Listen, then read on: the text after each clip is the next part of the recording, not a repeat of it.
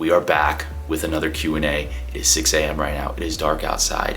And I want to start this in the morning and just answer questions throughout the day and get as many as I can answered. Let's do it. All right, first question. What got you into fitness? That is a great question. I started working out when I was about 14. At the time I was playing baseball and I was really skinny.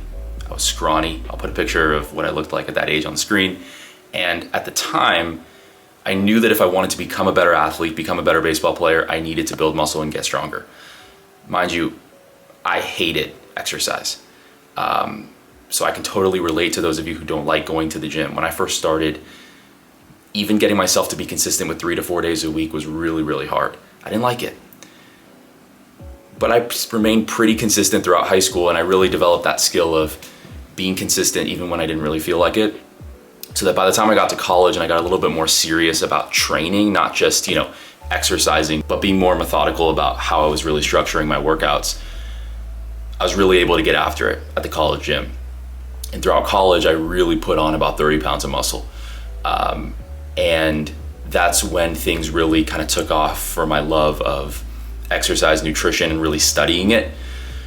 Started training people at the end of college and then got a full-time personal training job after. So it started with me just kind of working out casually in high school, taking it a little bit more serious when I got to college, and then that kind of transitioning into me wanting to pursue this as a career. All right, it's a few hours later. Took a few hours to do some work on my computer, and now I'm ready to answer some more questions. Let's do it. Do most of your clients want to lose weight or build muscle? It depends on the client. I would say the majority of my clients are weight loss clients, and that weight loss is their main goal.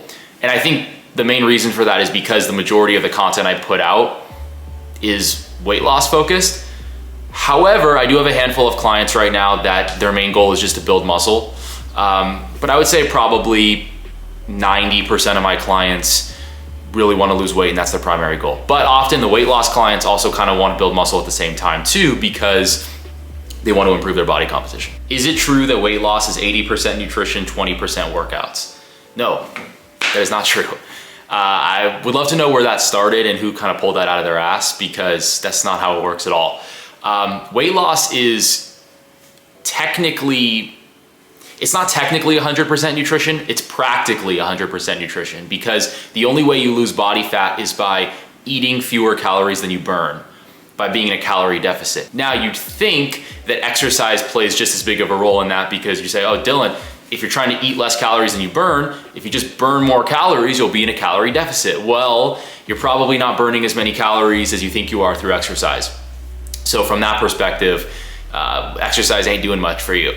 Nutrition is the primary way that you're gonna go about losing body fat, getting that dialed in. I always tell people weight loss is mainly driven by nutrition and muscle growth is mainly driven by your workouts. And I see this all the time where people try to exercise their way to fat loss and it just doesn't work. You can do every class in the world. You can go to the gym 7 days a week, do a ton of cardio, lift weights all the time, go to Barry's Bootcamp, go to Orange Theory, go on jogs, get 10,000 steps. But until you handle those pitfalls around food, you're not gonna lose weight. We all have areas of our nutrition that we can improve on. And until you get that taken care of, you can't exercise your way to fat loss. You're gonna have to get your nutrition dialed in. Did you study exercise science in college? No, I did not. I studied political science in college. You say, Dylan, why'd you study political science if you're not trying to become a lawyer or get into politics? Basically, long story short is I went to UCLA, but I transferred to UCLA. I started at Arizona State, and then I went to community college for a few semesters, and then I transferred to UCLA, because that's kind of how the transfer process works here in California. I chose political science because, yes, I was kind of interested in it. However, it's kind of an easier major to get into UCLA for as a transfer. UCLA is very, very hard to get into. It's still hard with political science, but I chose a major that I knew that if I did really well in community college, got a lot of A's, that I could get into UCLA, and it ended up working in my favor. UCLA doesn't have exercise science, I believe. Things may have changed since I was there. I graduated 3 years ago. But at the time, I didn't really know that I wanted to be a coach. If I did, I probably would have majored in kinesiology or exercise science. But to be honest with you, especially in this day and age where there's so much free information online, where you can learn about literally any field, I don't think you have to get a degree in something to become knowledgeable in it. And you could make the argument that the degree that I got was a waste of money, but I got a college degree, and like a lot of people, I'm working in an industry that's different than my degree, but it is what it is. But yeah, I got a degree in political science, and I have zero interest in becoming a lawyer. I have zero interest in getting into politics. But like regarding all the information that I know on exercise and nutrition, it's all just been self-taught. I have a certification from NASM, my personal training certification, but the vast majority of what I know, I've learned through reading articles, reading books, watching YouTube videos, listening to podcasts, studying people in the industry who have come before me, who are more knowledgeable than me, and I've retained a lot of that knowledge. It's rubbed off on me. So we live in a really cool day and age right now where you can learn a lot on the internet. You don't need a college degree for everything. Best shoulder exercises for women. The best shoulder exercises for women are also the best shoulder exercises for men. Isn't that crazy? The way this stuff works is the exercises that you do don't really change based on gender. What changes, and this isn't even based on gender, is what your personal preferences are. If you're someone who really wants to prioritize your shoulders and building those up, then you want to prioritize shoulder exercises in your workouts. But the best shoulder exercises for men are also the best for women, and vice versa. You want to do some sort of overhead press variation, like a seated dumbbell shoulder press or a machine shoulder press. You want to do some sort of side lateral raise variation, dumbbell lateral raises, machine lateral raises, and then some sort of exercise for the back of your shoulder, your rear delts, face pulls. Although those aren't the best for developing the back of your shoulder, I would say something like a single arm rear delt cable fly or bent over dumbbell rear delt flies. And if you're a woman, you can do those. If you're a man, you can do those. The question that you should ask yourself is, what muscle groups do you really want to prioritize, and put those towards the beginning of your workouts. So if you really want to prioritize your shoulders, start off each upper body workout with some sort of shoulder press variation. And that'll do more for developing them than trying to find the best exercises based on gender, because there are none. And if anyone's trying to sell you on the idea that there are, they're lying to you. This next question is super interesting, and I really like this one. Any trends that you're seeing right now in the fitness industry that you like? There is a trend I've noticed, it's pretty recent now. Let me back up by saying, over the past few years, at least from what I've seen on social media, bodybuilding and bodybuilding style training has become very, very popular. A lot of creators are making content on, how to optimize hypertrophy, how to optimize muscle growth. And if that's what you're into, great. But I think it's become a little bit too mainstream, to the point where a lot of people who are getting into fitness think that a natural progression is you end up competing in a bodybuilding competition. And I think that's bullshit. If you want to do that, that's great. But I think that's for such a small subset of the fitness population. You shouldn't think that just because the fitness influencers that you follow are into bodybuilding, that that's something that you have to do. So the trend that I've noticed over the past probably 6 to 12 months is people are getting a little bit away from that and leaning more into balancing weightlifting and cardio, specifically running. There's a huge trend right now where a lot of influencers are really getting into running, not at the expense of lifting weights, but in addition to lifting weights. And maybe running 3 days a week, lifting 3 days a week. And I love it. I love this trend because people are really starting to prioritize their cardio again. Historically in the fitness industry, cardio has been what people have mainly focused on. It wasn't until the past 5 to 10 years that weightlifting has become much more popular, particularly among women too, which is great. People are learning that muscle growth isn't gonna make you bulky. Lifting weights isn't gonna make you bulky. That's awesome. But the fitness industry tends to run on extremes. So because weightlifting has become so popularized, What that's done is it's made it to where people aren't doing cardio as much, which is not good. You need to do cardio for your heart health. And I'm noticing that people are really getting into running now.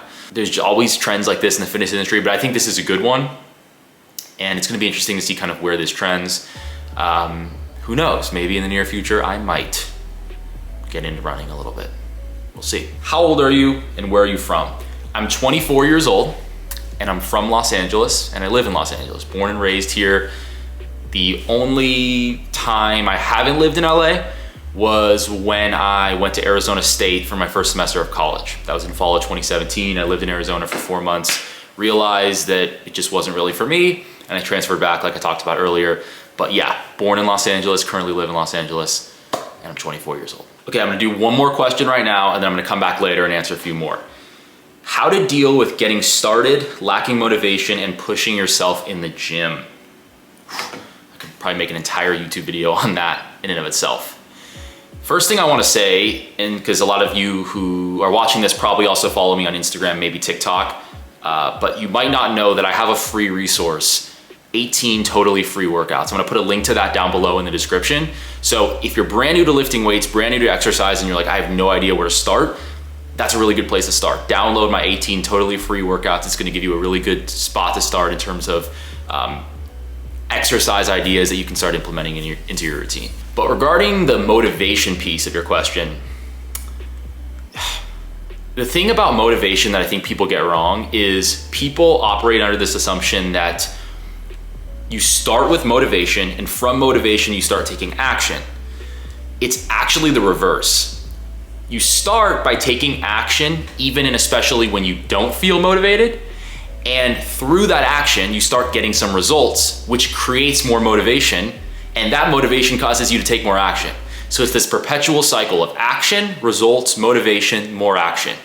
But most people assume that they have to wait until they feel motivated to start that, and that's not how it works. So this is not what you want to hear, right? You want me to tell you that there's some secret way for you to become more motivated, but there's not.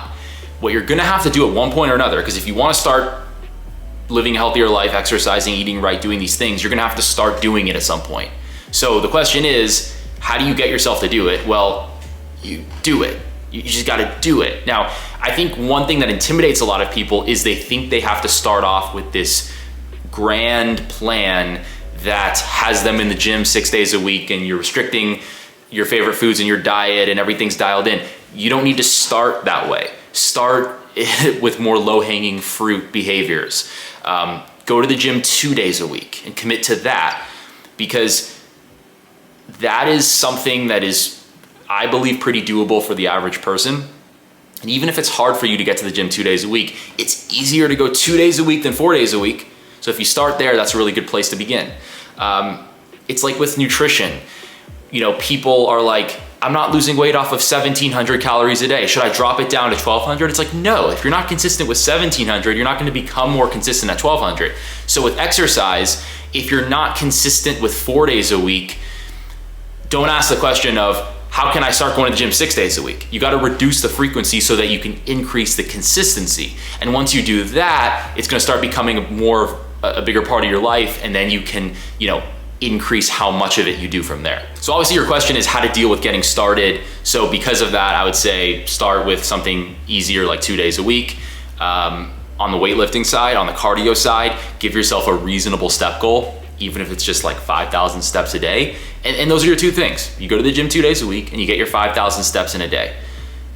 That's gonna be a really good place to start. It's much better than sitting on your couch doing nothing.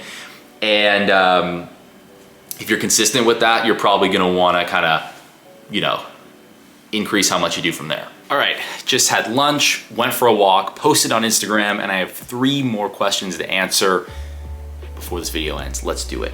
Next question is actually more social media related. It's not fitness related, but I thought it'd be kind of an interesting thing to answer. You've grown a lot recently on Instagram. Congrats. Any tips? Interesting question. I guess there's a handful of people who follow me who are interested in learning a little bit more about social media growth. Here's my biggest tip. So, first of all, I'll say about a year ago, I had like 3,000 followers on Instagram, and now I have over 20,000. So I'm no social media expert, but I have walked the walk over the past year, and I've grown a little bit, so I think I could talk a little bit about this. First thing I'll say is I think people these days love to focus on post-production and editing and, adding great music and jump cuts and zooming in and, highly editing their videos, even when the actual quality of the video itself might not be great. I think the average person should put more time into pre-production than post-production. What I've done is I've spent more time thinking about, if someone's scrolling on social media, what do they want to see? What do I want to see? Put myself in the shoes of people who follow me and say, hey, if I were them, what would I want to see when I'm scrolling on my feed? Because when you have that mindset, you're creating content that actually resonates with people rather than just checking it off your list for the day. Made my post, did what I was supposed to do. Consistency is important, but quality of content matters a lot too. But most people's definition of quality of content is like putting a ton of time into editing, whereas my definition is make the actual video itself good, make it educational, make it informative, but also make it engaging. People's attention spans these days are so short on social media with the way the algorithm, the platform works, in terms of there's so much content, you just want to keep swiping. So if you want to grab people's attention, put yourself in their shoes, and that should help you out a lot. I've focused on scripting my videos. When I say scripting, I don't mean reading things word for word. I mean going through everything I want to say before I start actually recording, getting all my ideas down on paper so that I don't miss anything when I start recording. That's been really helpful for me. And genuinely knowing what you're talking about. Become an expert in your field. Don't wait until you're an expert to start posting, but spend the time the requisite time educating yourself, reading books, learning, watching YouTube videos, listening to podcasts, so that you have good things to say when you start posting content. All right, next question, we're going back to nutrition. Someone asked, what does moderation actually look like when it comes to nutrition? So I think by definition, moderation is, let's say we're talking about eating, a more fun food, let's say cookies, for example. By definition, it means that some days you're eating the cookies and other days you're not. If you never eat the cookies, that's restriction, not moderation. If you always eat the cookies, now it's not moderation anymore because it's not special. So I think by definition, if 7 days in a week, 3 days I'm eating the cookie, 4 days I'm not. 4 days I'm eating the cookie, 3 days I'm not. It's kind of finding that 50-50. And I think to determine, okay, which days am I gonna go and eat the cookie versus not, the way you answer that is by saying to yourself, okay, well, how hungry am I? So for example, I know, and I'm by kind of listening to my body, that on days that I work out, I'm a little hungrier at night because I work out in the afternoon, and then I eat hopefully a pretty hearty dinner that day, but I might still be a little hungry at 8, 9, 9:30 at night. So that's a day where I'll give myself that flexibility, because not because I earned it by working out, but because I might need slightly more calories today because I did an intense workout. Whereas if it's a rest day, maybe I'm not as hungry at night. That's a day where maybe if I'm satisfied from my dinner and it's 8, 8:30, 9 o'clock, and I don't need the cookie, I won't eat it. But I'm not eating it not because I can't eat it. I'm giving myself permission to eat it. I'm just choosing not to because I don't need it that day. This is really important to understand. There's a difference between not eating something because it's off limits versus just choosing not to eat that food that day. And that's what I'm referring to right now. I'm just choosing some days to say, not today, but maybe tomorrow. That's what moderation is. It's some days you eat it, some days you don't, and you're honest with yourself about today, is it one of those days where I really want it, or is it a day where I'd be okay without it? But if you always find yourself eating that food, that's not moderation. So you gotta find that 50-50. It's tough, but I think listening to your body of, is it a day where you really want it? That's a really valuable way to approach it. Final question here. We're finishing off with another nutrition question. I am not a breakfast person, and I do work out every morning. Is that a bad thing to skip breakfast? Good question. So this person works out in the morning, but they're not a breakfast person. First, I'm gonna say, no, you don't have to eat breakfast. And you said it yourself there in the question. You don't like breakfast, so don't eat it. Let me answer that first, and then I'll go back to the workout side. If you're not gonna eat breakfast though, I think it is important to have a hearty lunch and a hearty dinner, because I have had clients in the past where they're the type of person where they don't really eat a lot in the morning, and that mindset carries over to lunch and dinner. And before you know it, it's 6 o'clock at night and you've only had like 400 calories for the day because you didn't eat breakfast. For lunch, you had 3 crackers and 2 pieces of cheese. Consider that a lunch, and it's not a lunch, but they considered it a lunch. And now it's, 6 o'clock at night and you've only had a few hundred calories. Probably not the best recipe for success with nutrition. So I'm not saying that the person who asked this question, I'm not saying I'm gonna get your name, Diane, I'm not saying that that's you. What I'm saying is, if you're not gonna eat breakfast, just make sure you're eating a hearty lunch and dinner, high in protein and high in fiber. To answer the other part of your question though, regarding that you do work out in the morning, you work out early morning. So I'm assuming that that's like a before work, like 5 a.m., 6 a.m. type thing. My recommendation is, if you're not gonna eat pre-workout, definitely get something in post-workout. Because if you're someone who's going to the gym at 5:30 a.m., I totally understand why you don't want to eat anything prior. If I don't go to the gym that early, I'm fortunate that I'm in a position where, because I'm my own boss and I work from home and I have flexibility with my schedule, I can go to the gym in the afternoon. But if I was in that position where like I wasn't able to, go to the gym any other time except early in the morning, I wouldn't want to eat, a big breakfast that early. But what I would do is I would have something post-workout. So maybe like a banana and a protein shake. That's awesome. You're getting carbs in. A banana is like 27 grams of carbs. You're getting that in post-workout. And then you're also getting a feeding of protein. A good protein powder might run you 100, 120 calories and 25 grams of protein. That would be an awesome post-workout meal. And that's not even really a meal, right? That's just shaking up a protein shake in a shaker cup and having a banana. So that's an example of you're getting something in without eating a full-blown meal. And that might help you out a little bit in terms of getting something in without having to cook that early in the morning. Because it sounds like maybe that's not something that you want to do. All right, there we go. There's the Q&A. Starting to post a little more consistently here on YouTube. So let's let that continue for the rest of the year. If you got value from this video, make sure to hit that thumbs up button. It helps this video get pushed out to more people. Also, make sure to subscribe to my channel if you haven't already, and turn on those post notifications so that you know when I upload another video soon. And other than that, I'll catch you in the next one.